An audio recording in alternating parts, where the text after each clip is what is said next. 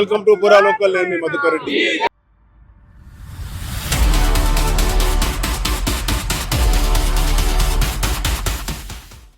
భారతదేశ వ్యాప్తంగా పెట్రోలియం ధరలకు సంబంధించి ధరల పెంపుదలపై కరీంనగర్లో కాంగ్రెస్ పార్టీ నిరసనకు దిగింది.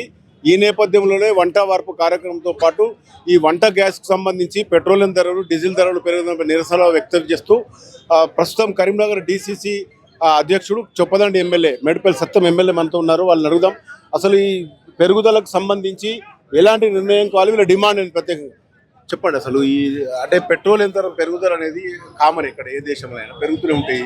అసలు ఇప్పుడు ఉన్న నిరసనకు ప్రధాన అంశం ఇప్పుడు యూపీఏ హయాంలో క్రూడ్ ఆయిల్ ధరలు ఎక్కువ ఉన్నప్పటికీ కూడా పెట్రోల్ డీజిల్ ధరలు ఇక్కడ తగ్గించడం గత 10 సంవత్సరాల్లో 2004 నుంచి 14 వరకు.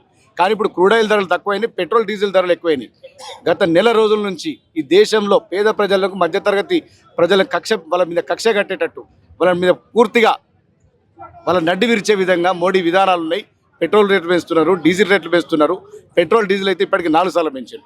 నిన్నటికి నిన్న ఎల్పిజి సిలిండర్ మీద 29 రూపాయలు ఏకకాలంలో పెంచి సామాన్య మధ్యతరగతి ప్రజలు ఈ దేశంలో నిజంగా బ్రతకలేనటువంటి పరిస్థితి మోడీ గారు తీసుకొస్తారు. దానికి నిరసనగా ఇలా జిల్లా కాంగ్రెస్ పార్టీ ఆధ్వర్యంలో ఒక నిరసన వ్యక్తం చేస్తున్నాం. తక్షణమే ఈ పెట్రోల్, డీజిల్, గ్యాస్ సిలిండర్ ధరల్ని తగ్గించాలని చెప్పి మేము డిమాండ్ చేస్తున్నాం.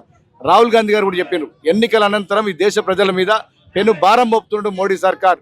ఈ మోడీకి వ్యతిరేకంగా మనం అందరం కూడా అప్రమత్తంగా ఉండాలని చెప్పి రాహుల్ గాంధీ గారు పలుసార్లు కూడా హెచ్చరించారు. ఇలా దానికి తగ్గట్టుగానే ఒక నెల రోజుల కాలంలోనే 3-4 సార్లు పెంచినటువంటి అంతర్జాతీయంగా చాలా యుద్ధాలు జరుగుతున్నాయి. ప్రధానంగా ఇరాన్కు, ఇరాక్ ఇవన్నీ కూడా, ఇజ్రాయెల్ ఇవన్నీ జరుగుతున్న క్రమంలో ఓవైపు రవాణాకు కూడా ఇబ్బంది అవుతున్న భారతదేశంలో అవైలబిలిటీ ముఖ్యం అనుకున్న నేపథ్యంలో ధరలపైన ప్రధాన అంశంగా మారడం అర్థం ఏంటి? మోడీ గారు ఏం చెప్తున్నారు, నేను విశ్వగురువును, విశ్వంలో ఉన్నటువంటి సమస్యలన్నింటి కూడా నేనే పరిష్కారం చేస్తున్నా. హార్ముజ్ జలసంధి దగ్గర కూడా అదంతా క్లియర్ చేసి మన దేశానికి సంబంధించి పెట్రోల్ కానీ, డీజిల్ కానీ, వంట గ్యాస్కి సంబంధించి నేను ఏ విధమైన భారం మోపకుండా చూస్తా అని చెప్పి ఎన్నికలకు ముందు చెప్పింది. మొన్న జరిగిన తర్వాత ఎన్నికలు కాగానే భారం మోపుతున్నాడు. దీనికి నిరసనగానే మేము చేస్తున్నాం. నిజంగా కూడా ఎక్కడ కూడా ప్రాబ్లం లేదు.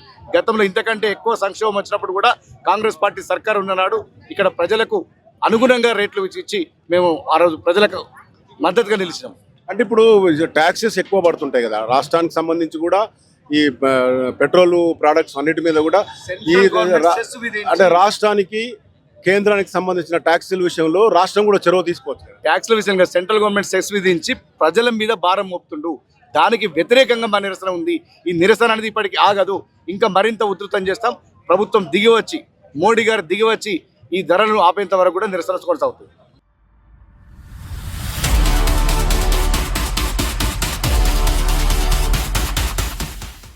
మొత్తంగా చూస్తే అంతర్జాతీయంగా ఎలాంటి రవాణాకు సంబంధించిన ఇబ్బందులు ఉన్నప్పటికీ కూడా, యుద్ధాలు ఓవైపు జరుగుతున్నప్పుడు కూడా భారతదేశంలో కేవలం భారతీయ జనతా పార్టీకి సంబంధించిన సర్కారు మాత్రమే ఈ ధరలపైన నియంత్రణ లేకుండా పేద ప్రజలపైన భారం మోపుతుందనే అంశాన్ని వీళ్ళు ప్రధానంగా ప్రస్తావిస్తున్నారు. దీనికి సంబంధించి నిరసన కూడా ఈరోజు కరీంనగర్ తెలంగాణ చౌక్లో జరుగుతున్న నేపథ్యంలో వెంటనే ధరలను తగ్గించాలని డిమాండ్ చేస్తున్న సందర్భం చూస్తూనే ఉండండి పురా లోకల్ న్యూస్.